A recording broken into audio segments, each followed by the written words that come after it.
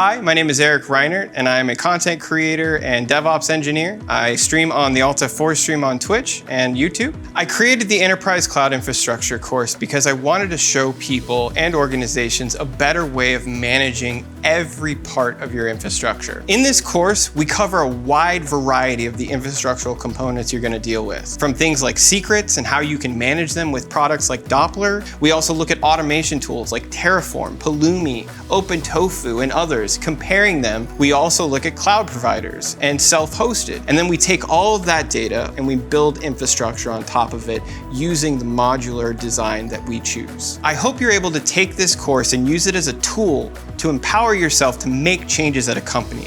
I hope you enjoy the course. Before I even go into it, can anyone maybe guess what GitOps means? Automation of operations through version control. Automation of operations through version control.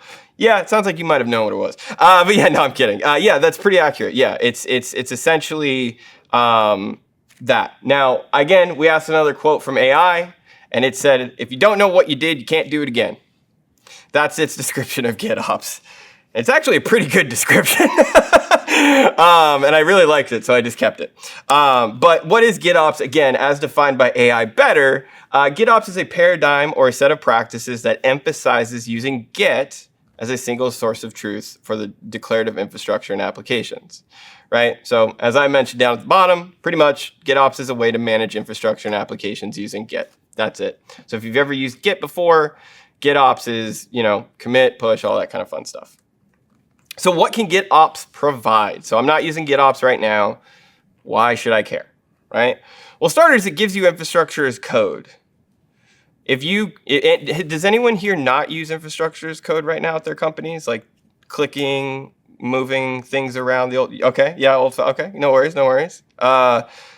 So I think with that kind of situation, the biggest challenge is culture, right? How do we move to this when we're so used to this, right? That is something I think is important to break, because when you have infrastructure as code, it works the same way like your applications do, right? You have a trackable history. You have the ability of approving and denying things. Basically, just stepping into the IAC, infrastructure as code world, immediately standardizes how you do everything else to the way you do that, right? So you get automated deployments. Why do you get automated deployments? Because we already do automated deployments with services, right? So it's the same principle, it's just running in a different pipeline, right? Reproducibility and rollbacks. So I'm sure quite often, or sometimes you've even dealt with this, where you've had to roll something back and then you've been like, oh boy, how do I do this, right? Well, with Git, you can literally just say, here's the commit, go back to that, and that can be really helpful. How do you make it so that people care about that, right? Because that's the important part. Like if we're not using it, how do you make people care about that? Exemplify the problems that they've dealt with and show them how GitOps can solve it. Do it by hand a few times. Sure, yeah, POC it if you need to. But the main point is like you might have to do some convincing, but if you can show people how it solves the problems, it gives that more value. So the TLDR for GitOps is essentially with GitOps, if you want to know the current state of your system or how it looks, you just look in the Git repo. And the TLDR of the TLDR of that is if you want to change the system, you change the repo. That's it. So that is the Terraform cloud components. Right. And as I said before, these are reusable. If it's provider, Amazon cluster, Google cluster, whatever, that's up to you. But the main point is to think of these as logical components. So that's the first thing we're going to be building. The second thing we're going to be building is the service part. This is the developer side. So this side, right, this was the infrastructure side, right, the first team or set of, section we were trying to solve. The next one is for developers. Now you'll see that there's like components here that we create, and then there's components that developers touch that they, that we've created for them. Now, if I'm a developer on the left, you'll see that if I go up, I directly go into service management, right? Terraform TFE, right? There's a reason for that. and I'll explain it further. This is kind of showing a little bit of spoilers as well, which is we can actually make it so that Terraform TFE can even manage these configurations, but I'll show you guys that later. The TLDR is that once we get to GitHub Workspace, what do we get out of the GitHub Workspace? Our repository, right? What does that give? The developer the ability to make code. We just solved a problem. Awesome. Let's solve another problem. Well, the developer can make code now, but they don't know how to test their changes. Cool. Bam. GitHub Actions, right? Now we have the ability to have CI, run tests, make sure everything's running fine. Cool. Okay. Now we want to deploy it. Well, guess what? We can actually use GitHub Actions for this in a separate workflow.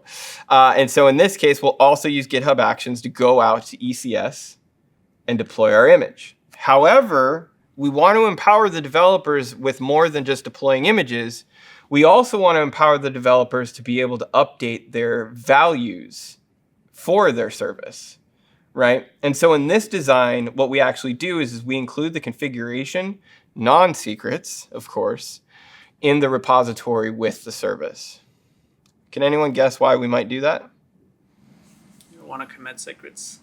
Well, that part, yeah. But why would we have the actual non-secret configuration in the repo? It's for the CI/CD pipeline to function properly. Kind of. Part of that, yeah. We want the developer to have access to it. Yes.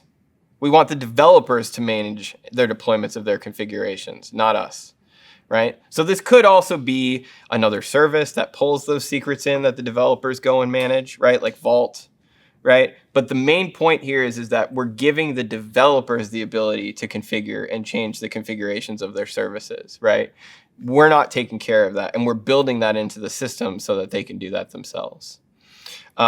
Remember, we said that the product service workspace is what deploys our infrastructure to Amazon Cloud, right? So you can see how all these components really start to work together. We've got the Terraform product service repository, so that if I was an infrastructure, I could come here, make changes, and update every service that's been deployed, right? Same thing with GitHub. If I wanted to update my specific repository, I could go to my workspace and update it. Every part in this stack is automated. And it's thought out to be such so that we save time, right? Save time. Do not do the same thing twice. It's like a motto I try and live by. You know, there's no need for you to do the same thing twice. So just automate it. So we've set up Terraform Cloud Automation. Fantastic. We've also made it so that we have dynamic configuration so that we can add and remove workspaces pretty easily. Cool. Then we've set up using VCS tracking so that every workspace we create knows that it must track a repository so that we have our GitOps paradigm completely standardized. Then we set up our source control automation so that when we want to create additional automation repositories going forward, we can easily do that. So what do we do next? Well, now we're finally at the fun part, which is we need to create cloud resources. So again, you can use the second branch setup or the 5 branch to use this as a reference, and you might want to for the Amazon part. This one's a little bit easier, but I'll do it as well. So I'll just go to locals, and I'm going to copy both Terraform Network AWS and cluster. And don't forget, we're going to want to set these to public. Do not forget to set those to public, otherwise you might run into problems. And that's it. Validate. Git add locals. Git commit, or git status. Git commit. Right. Added AWS repo, or added AWS, yeah, repos. Git push, origin, and then we're not going to push main, we're actually going to push to our branch. Now, what's really cool about this approach, especially if you use GitHub CLI, you can be really quick with this. So you can be like, all right, I made my changes, I made my branch, okay, GHPR create, and it will actually help you go through the GitHub creation PR process. Right? This is how I create PRs. And this is why I think if you're using GitHub, at least, this is a good approach. Because if not, then your other alternative is to go to the actual repository itself. Right?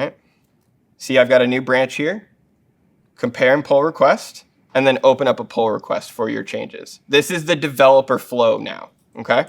So I'm gonna go here, I'm gonna create one for me, and then I'm just gonna make it so I can do it via CLI, and then I get a nice little URL that it gives me. Now what's cool, look at that. Terraform Cloud is also directly integrated into GitHub. So we have status checks and pipelines built in. So now what I can do is I can click on this little status check right here, and then I can actually go to Terraform Cloud and look at the run for that change. And look at that. My new repos are getting created. And as I said before, you might see bugs like this. It's fine. That's fine. Don't worry about that. We know that that's what we want to set it to. So it's okay. That's a bug in the GitHub repository resource. But these are all brand new. Okay? So what does that mean? It's really easy to create repos now. Really easy. I did it in 5 minutes, if not less, right? So what I'm going to do is I'm going to go back to my PR, just review my changes really quickly, right? And then I'm going to squash and merge. Now, if I go to my main branch, just like the other branches, I should get a status check, right? So if I go to details for this, this is the actual real apply, right? So it gave us a plan in our branch, but this is where it'll actually give us the ability to confirm and apply. So we're going to hit confirm and apply. Is that because it was on a branch that it didn't do? Yes, exactly. So it recognized that it's not main. Exactly, yeah. That's why it helps with the developer flow, yeah. Yeah.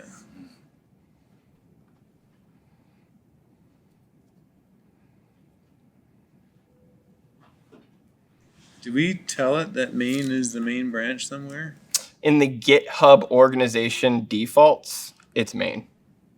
Yeah, they moved from master to main.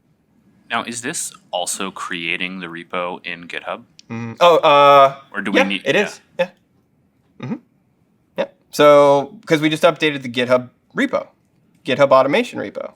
So now if I go to my my profile, I have 6 repos now. Look at that. Told you we gonna start cooking.